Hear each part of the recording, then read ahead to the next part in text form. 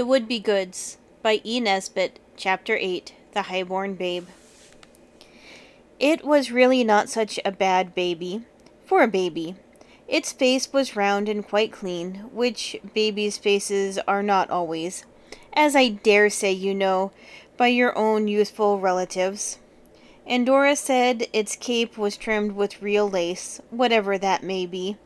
I don't see myself how one kind of lace can be realer than another. It was in a very swagger sort of perambulator when we saw it, and the perambulator was standing quite by itself in the lane that leads to the mill. "I wonder whose baby it is," Dora said. "Isn't it a darling, Alice?" Alice agreed to it being one, and she said she thought it was most likely the child of noble parents stolen by gypsies. "These two, as likely as not," Noel said. "Can't you see something crime-like in the very way they're lying?" They were two tramps, and they were lying on the grass at the edge of the lane, on the shady side, fast asleep. Only a very little further on, where the baby was, they were very ragged, and their snores did have a sinister sound. "I expect they stole the titled air at dead of night, and they've been traveling hotfoot ever since. So now they're sleeping the sleep of exhaustedness," Alice said. "What a heart-rending scene when the patrician mother wakes in the morning and finds the infant aristocrat isn't in bed with his mamma." The baby was fast asleep, or else the girls would have kissed it. They are strangely fond of kissing. The author never could see anything in it himself. "If the gypsies did steal it," Dora said, "perhaps they'd sell it to us. I wonder what they'd take for it." "What could you do with it if you got it?" H.O. asked. "Why, adopt it, of course," Dora said. "I've often thought I should enjoy adopting a baby. It would be a golden deed, too. We've hardly got any in the book yet." "I should have thought there were enough of us," Dickie said. "Ah, but you're none of you babies," said Dora, "unless you count H.O. as a baby. He behaves jolly like one sometimes." This was because of what had happened that morning when Dickie found H.O. going fishing with a box of worms, and the box was the one Dickie keeps his silver studs in, and the medal he got at school, and what was left of his watch and chain. The box is lined with red velvet, and it was not nice afterwards. And then H.O. said Dickie had hurt him, and he was a beastly bully, and he cried. We thought all this had been made up, and we were sorry to see it threaten to break out again. So Oswald said, "Oh, brother the baby, come along do." And the others came. We were going to the miller's with a message about some flour that hadn't come, and about a sack of sharps for the pigs. After you go down the lane, you come to a clover field, and then a cornfield, and then another lane. And then it is the mill. It is a jolly fine mill. In fact, it's two water and wind ones, one of each kind, with a house and a farm building as well. I never saw a mill like it, and I don't believe you have either. If we had been in a storybook, the miller's wife would have taken us into the neat sanded kitchen where the old oak settle was black with time and rubbing, and dusted chairs for us, old brown Windsor chairs, and given us each a glass of sweet-scented cowslip wine and a thick slice of rich homemade cake. And there would have been fresh roses in an old china bowl on the table. As it was, she asked us all into the parlor and gave us Eiffel Tower lemonade and Marie biscuits.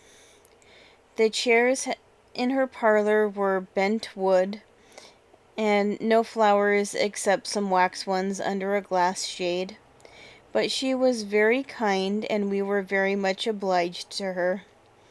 We got out to the miller, though, as soon as we could. Only Dora and Daisy stayed with her, and she talked to them about her lodgers and about her relations in London. The miller is a man. He showed us all over the mills, both kinds, and let us go right up to the very top of the windmill, and showed us how the top moved round so that the sails could catch the wind, and the great heaps of corn, some red and some yellow. The red is English wheat, and the heaps sliced down a little bit at a time into a square hole and go down to the millstones.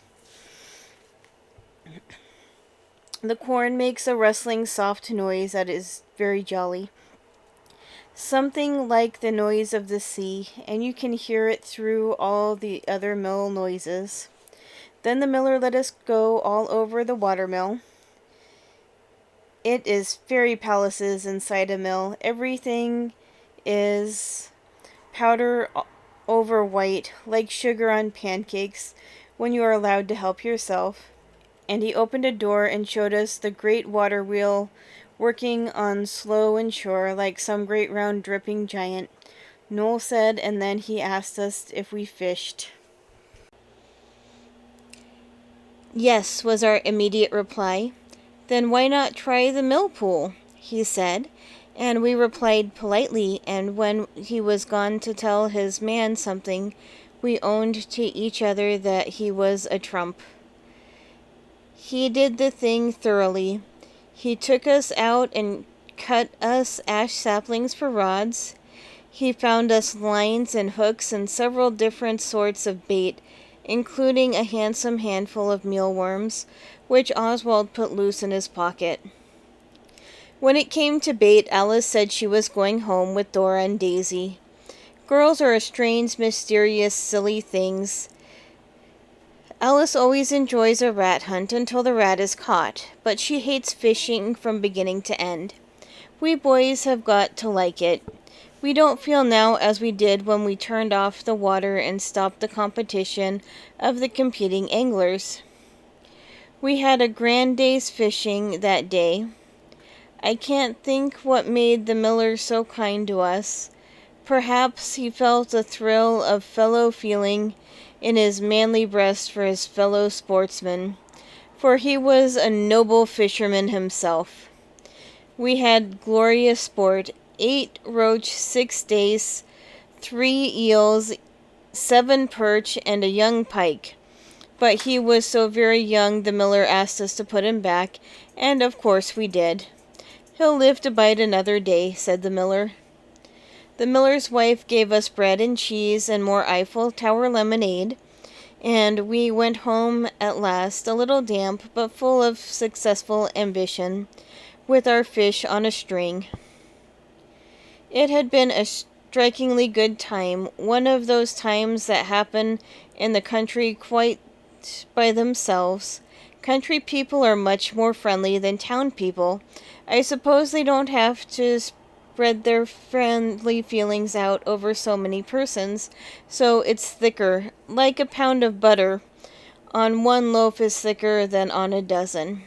Friendliness in the country is no scrape, like it is in London. Even Dickie and H.O. forgot the affair of honor that had taken place in the morning. H.O. changed rods with Dickie because H.O.'s was the best rod, and Dickie baited H.O.'s hook for him, just like loving, unselfish brothers in Sunday school magazines. We were talking fish likely as we went along down the lane and through the cornfield and the clover field, and then we came to the other lane where we had seen the baby. The tramps were gone, and the perambulator was gone, and of course the baby was gone too. I wonder if those gypsies had stolen the baby, Noel said dreamily. He had not fished much, but he had made a piece of poetry. It was this: How I wish I was a fish. I would not look at your hook, but lie still and be cool at the bottom of the pool. And when you went to look at your cruel hook, you would not find me there, so there. If they did steal the baby, Noel went on, they will be tracked by the lordly perambulator. You can disguise a baby in rags and walnut juice, but there isn't any disguise dark enough to conceal a perambulator's person. You might disguise it as a wheelbarrow, said Dickie. Or cover it in leaves, said H.O., like the robins. We told him to shut up and not gibber, but afterwards we had to own that even a young brother may sometimes talk sense by accident.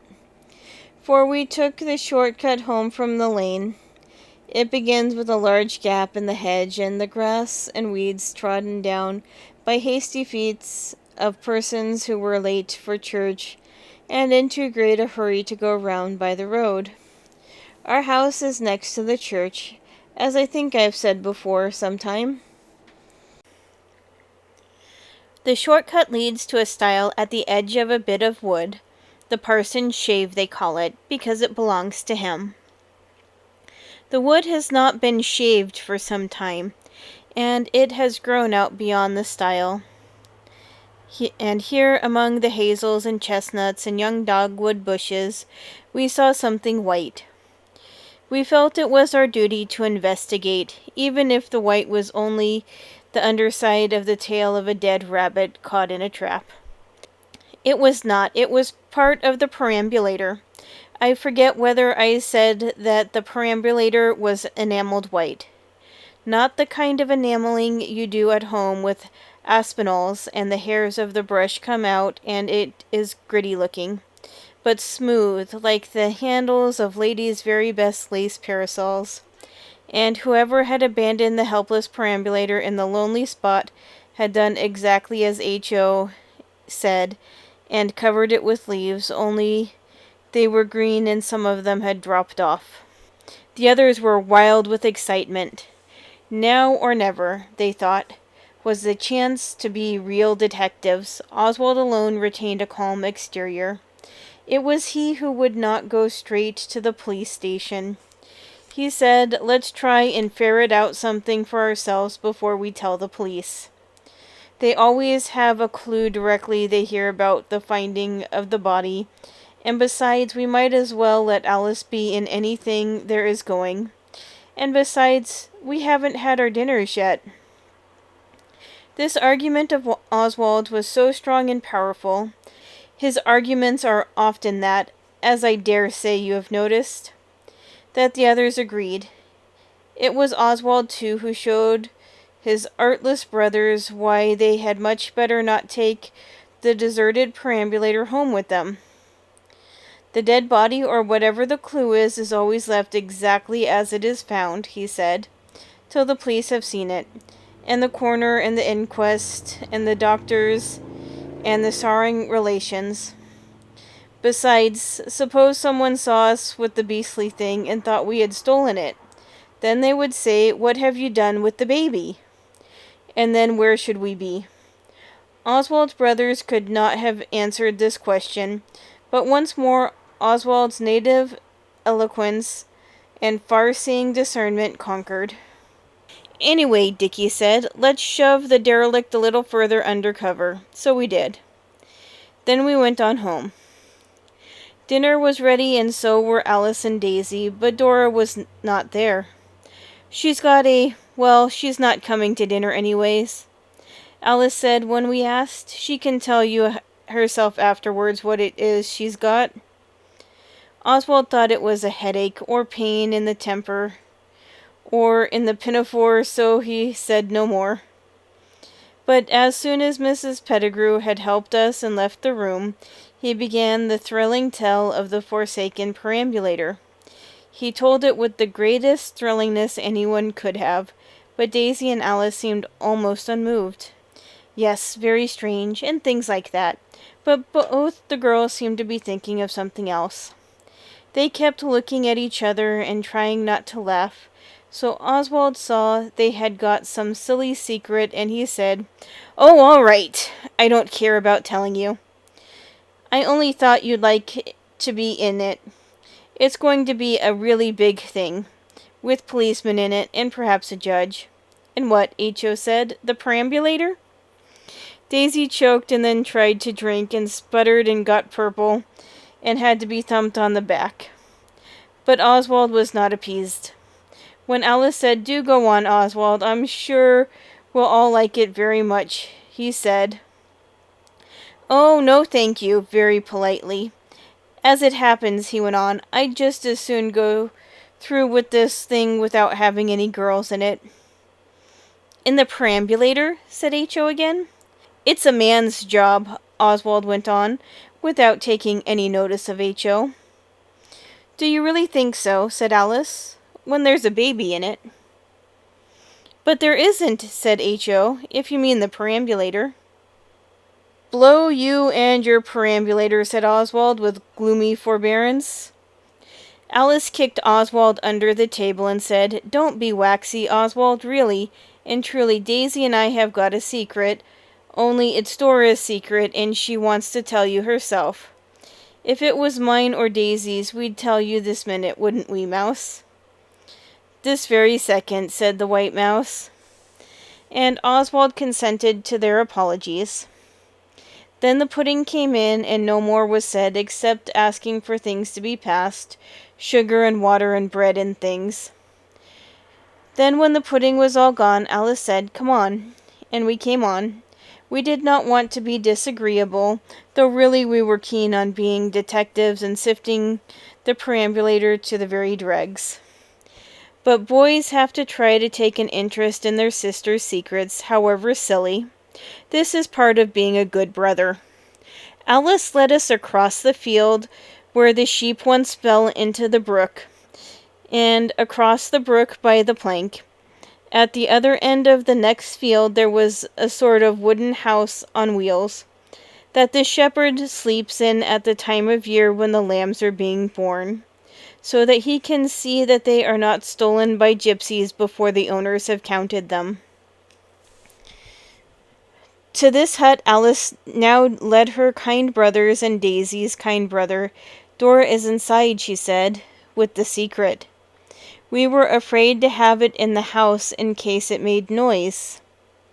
The next moment the secret was a secret no longer, for we beheld Dora sitting on a sack on the floor of the hut with the secret in her lap. It was the high-born babe. Oswald was so overcome that he sat down suddenly, just like Betsy Trotwood did in David Copperfield, which just shows what a true author Dickens is. "You've done it this time," he said. "I suppose you know you're a baby stealer?" "I'm not," Dora said. "I've adopted him." "Then it was you," Dickie said, "who scuttled the perambulator in the wood?" "Yes," Alice said. "We couldn't get it over the stile unless Dora put down the baby, and we were afraid of the nettles for his legs. His name is to be Lord Edward. But Dora, really, don't you think?" "If you'd been there, you'd have done the same," said Dora firmly. "The gypsies had gone. Of course something had frightened them and they fled from justice. And the little darling was awake and held out his arms to me. No, he hasn't cried a bit, and I know all about babies. I've often nursed Miss Simpkins' daughter's baby when she brings it up on Sundays. They have bread and milk to eat. You take him, Alice, and I'll go get some bread and milk for him." Alice took the noble brat. It was horribly lively and squirmed about in her arms and wanted to crawl on the floor. She could only keep it quiet by saying things to it a boy would be ashamed even to think of saying, such as "goo goo," and "did was," and "ickle duck sums then." When Alice used these expressions, the baby laughed and chuckled and replied, "Da da da da da, ba ba ba," or "glue glue." But if Alice stopped her remarks for an instant, the thing screwed its face up as if it were going to cry, but she never gave it time to begin. It was a rummy little animal. Then Dora came back with the bread and milk, and they fed the noble infant. It was greedy and slobbery, but all three girls seemed unable to keep their eyes and hands off it. They looked at it exactly as if it was pretty. We boys stayed watching them. There was no amusement left for us now, for Oswald saw that Dora's secret knocked the bottom out of the perambulator. When the infant aristocrat had eaten a hearty meal, it sat on Alice's lap and played with the amber heart she wears that Albert's uncle bought her from Hastings after the business of the bad sixpence and the nobleness of Oswald. "Now," said Dora, "this is a council. So I want to be businesslike. The Duckham's darling has been stolen away. Its wicked stealers have deserted the precious. We've got it. Perhaps an ancestral halls are miles and miles away. I vote we keep the little lovey duck till it's advertised for." "If Albert's uncle lets you," said Dickie darkly. "Oh, don't say you like that," Dora said. "I want it to be all of our baby. It will have 5 fathers and 3 mothers and a grandfather and a great Albert's uncle and a great-grand uncle. I'm sure Albert's uncle will let us keep it, at any rate till it's advertised for." "And suppose it never is?" Noel said. "Then so much the better," said Dora. "The little duck-yuck." She began kissing the baby again. Oswald, ever thoughtful, said, "Well, what about your dinner?" "Bother dinner," said Dora. So like a girl. "Will you all agree to be his fathers and mothers?" "Anything for a quiet life," said Dickie, and Oswald said, "Oh yes, if you like. But you'll see we shan't be allowed to keep it." "You talk as if it was rabbits or white rats," said Dora, "and he's not. He's a little man, he is." "All right, he's no rabbit, but a man. Come on and get some grub, Dora," rejoined the kind-hearted Oswald, and Dora did, with Oswald and the other boys. Only Noel stayed with Alice. He really seemed to like the baby. When I looked back, he was standing on his head to amuse it, but the baby did not seem to like him any better, whichever end of him was up. Dora went back to the shepherd's house on wheels directly she had had her dinner. Mrs. Pettigrew was very cross about her not being into it, but she had kept her some mutton hot all the same. She is a decent sort. And there were stewed prunes. We had some to keep Dora company. Then we boys went fishing again in the moat. We caught nothing. Just before tea time we all went back to the hut, and before we got half across the last field we could hear the howling of the secret. "Poor little beggar," said Oswald with manly tenderness. "They must be sticking pins in it." We found the girls and Noel looking quite pale and breathless. Daisy was walking up and down with the secret in her arms. It looked like Alice in Wonderland nursing the baby that turned into a pig. Oswald said so, and added that its screams were like it too. "What on earth is the matter with it?" he said. "I don't know," said Alice. "Daisy's tired, and Dora and I are quite worn out. He's been crying for hours and hours. You take him a bit." "Not me," replied Oswald firmly, withdrawing a piece from the secret. Dora was fumbling with her waistband in the furthest corner of the hut. "I think he's cold," she said. "I thought I'd take off my flannelette petticoat, only the horrid strings got into a hard knot. Here, Oswald, let's have your knife." With the words she plunged her hand into Oswald's jacket pocket, and the next moment she was rubbing her hand like mad on her dress and screaming almost as loud as the baby. Then she began to laugh and to cry at the same time. This is called hysterics. Oswald was sorry, but he was annoyed too.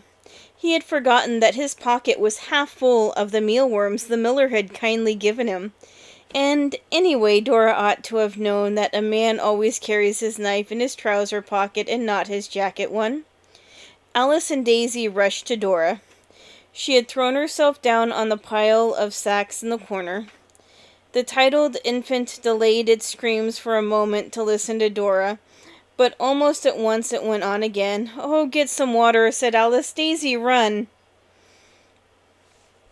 The white mouse, ever docile and obedient, shoved the baby into the arms of the nearest person, who had to take it or it would have fallen a wreck to the ground.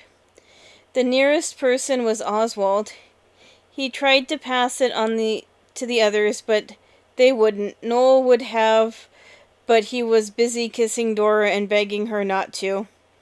So our hero, for such I may perhaps term him, found himself the degraded nursemaid of a small but furious kid.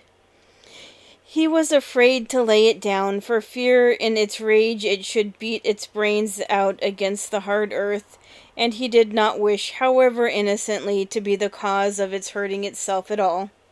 So he walked earnestly up and down with it, thumping it unceasingly on the back, while the others attended to Dora, who presently ceased to yell. Suddenly it struck Oswald that the highborn also had ceased to yell.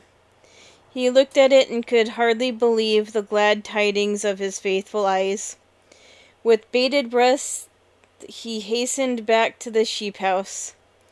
The others turned on him, full of reproaches about the mealworms and Dora, but he answered without anger.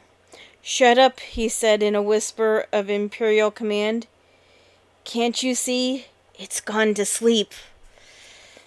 As exhausted as if they had all taken part in all the events of a very long athletic sports, the youthful Bastables and their friends dragged their weary limbs back across the fields. Oswald was compelled to go on holding the titled infant, for fear it should wake up if it changed hands, and began to yell again. Dora's flannelette petticoat had been got off somehow. How, I do not seek to inquire, and the secret was covered with it. The others surrounded Oswald as much as possible, with a view to concealment if we met Mrs. Pettigrew, but the coast was clear. Oswald took the secret up into his bedroom. Mrs. Pettigrew doesn't come there much, it's too many stairs. With breathless precaution, Oswald laid it down on his bed. It sighed but did not wake. Then we took it in turns to sit by it and see that it did not get up and fling itself out of bed, which in one of its furious fits it would just as soon have done as not. We expected Albert's uncle every minute. At last we heard the gate, but he did not come in. So we looked out and saw that there he was talking to a distracted-looking man on a piebald horse, one of the miller's horses. A shiver of doubt coursed through our veins. We could not remember having done anything wrong at the miller's, but you never know, and it seems strange his sending a man up on his own horse. But when we had looked a bit longer, our fears went down and our curiosity got up, for we saw that the distracted one was a gentleman. Presently he rode off, and Albert's uncle came in. A deputation met him at the door, all the boys and Dora, because the baby was her idea. "We found something," Dora said, "and we want to know whether we may keep it." The rest of us said nothing. We were not so very extra anxious to keep it after we had heard how much and how long it could howl. Even Noel had said he had no idea a baby could yell like it. Dora said it only cried because it was sleepy, but we reflected that it would certainly be sleepy once a day, if not oftener. "What is it?" said Albert's uncle. "Let's see this treasure trove. Is it a wild beast?" "Come and see," said Dora, and we led him to our room. Alice turned down the pink flannelette petticoat with silly pride and showed the youthful heir fatly and pinkly sleeping. "A baby!" said Albert's uncle. "The baby! Oh, my cat's alive!" That is an expression which he uses to express despair unmixed with anger. Where did you? But that doesn't matter. We'll talk of this later. He rushed from the room, and in a moment or two we saw him mount his bicycle and ride off. Quite shortly he returned with the distracted horseman. It was his baby, and not titled at all. The horseman and his wife were the lodgers at the mill. The nursemaid was a girl from the village. She said she only left the baby 5 minutes while she went to speak with her sweetheart who was gardening at the Red House, but we knew she left it over an hour, and nearly 2. I never saw anyone so pleased as the distracted horseman. When we were asked, we explained about having thought the baby was the prey of gypsies, and the distracted horseman stood hugging the baby and actually thanked us. But when he had gone, we had a brief lecture on minding our own business. But Dora still thinks she was right. As for Oswald and most of the others, they agreed that they would rather mind their own business all their lives than mind a baby for a single hour. If you have never had to do with a baby in the frenzied throes of sleepiness, you can have no idea what its screams are like. If you have been through such a scene, you will understand how we managed to bear up under having no baby to adopt. Oswald insisted on having the whole thing written in the Golden Deed Book. Of course, his share could not be put in without telling about Dora's generous adopting of the forlorn infant, outcast, and Oswald could not and cannot forget that he was the one who did get the baby to sleep. What a time Mr. and Mrs. Distracted Horseman must have had of it, though, especially now they've sacked the nursemaid. If Oswald is ever married, I suppose he must be some day. He will have 10 nurses to each baby. 8 is not enough. We know that because we tried, and the whole 8 of us were not enough for the needs of that deserted infant who was not so extra highborn after all.